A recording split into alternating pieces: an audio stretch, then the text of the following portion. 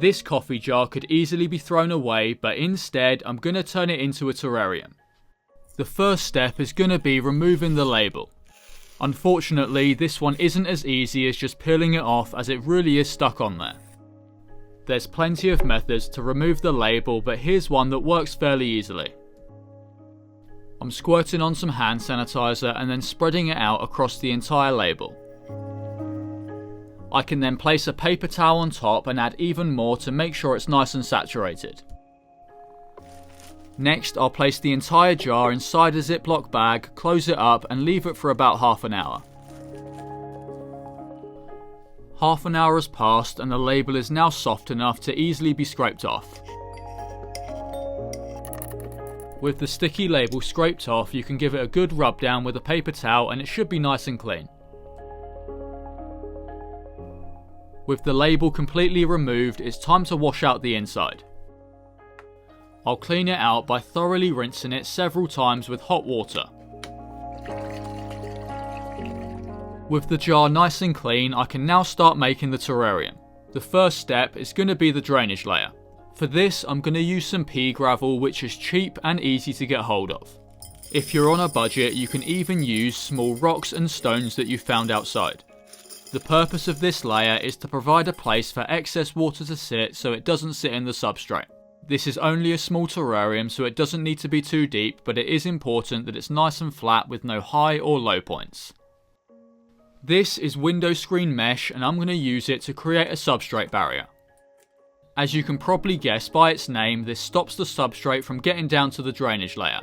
The reason this is important is because if a lot of substrate can get down to the drainage layer where it's fully saturated in water, it would quickly stagnate, which is not good for your terrarium's health. I've cut the mesh to size and I'm using some long tweezers to get it in place at the bottom of the terrarium. It works even better if it's slightly bigger than it needs to be, as it folds up the sides and holds the substrate in place really well. Next to go in is the terrarium substrate. I'm using my own mix and I'll put all the components up on screen now. I have got a video showing you exactly how to make this substrate if you want some more details. I'm going to use this tool, which is simply a stick with a cork in the end, to gently compress the substrate.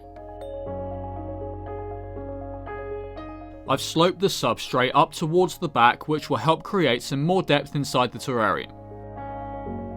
Next is my favourite part, and that's creating the hardscape.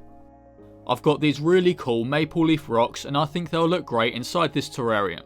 In my opinion, adding hardscape elements makes the scape look much more natural and adds a lot more detail.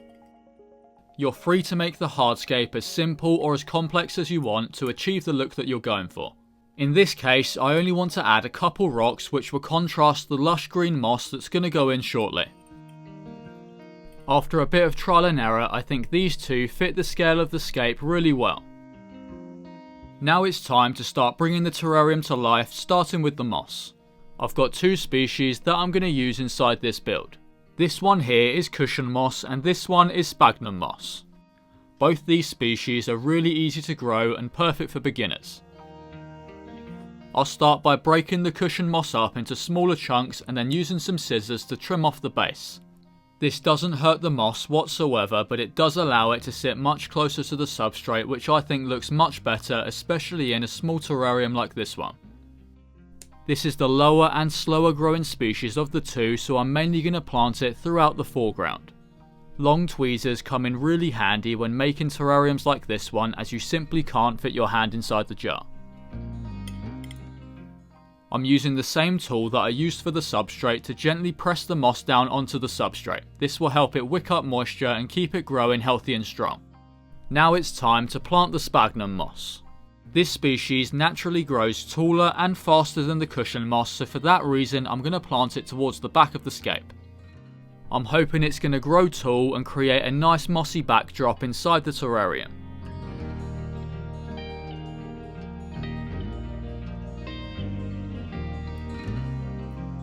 Now that the moss is in, I love how the terrarium looks, but there is a lot of green and I think it can do with a pop of colour. These small Fittonia cuttings should do the trick. You may notice that they have no roots at the moment, but this isn't a problem as I'll plant them up to the first set of leaves and they'll grow their own root systems in no time. This is known as plant propagation, and luckily enough the conditions inside a closed terrarium are actually perfect for this due to the high humidity.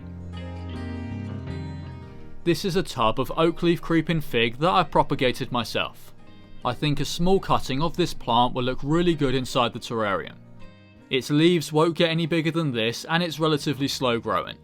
This is good because if you fill a small terrarium like this one with fast growing plants, you're going to constantly be doing maintenance. These small bugs are known as springtails, and they're going to help keep the terrarium clean and healthy. They do this by eating things like mould and decaying matter throughout the terrarium.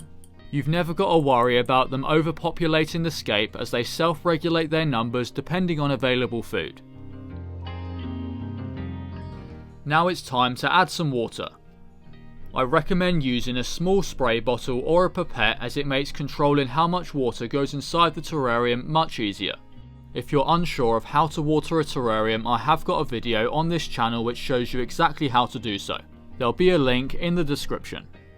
Now I could place the lid on and leave the terrarium there, but it does block out a lot of light and cast a shadow, so I'll show you a quick alternative. This is a Ziploc bag, and I'm just going to cut out a rough circle that's bigger than the opening of the jar. I can then place it on top and use an elastic band to hold it in place, and that's all there is to it. This method allows a lot more light into the jar, which the moss and plants will certainly be grateful for. I don't know about you, but I love the idea of turning an old piece of rubbish that could have quite easily been thrown away into a mini ecosystem that can live for years and years to come. I really hope you found this video useful and decide to make something like this yourself.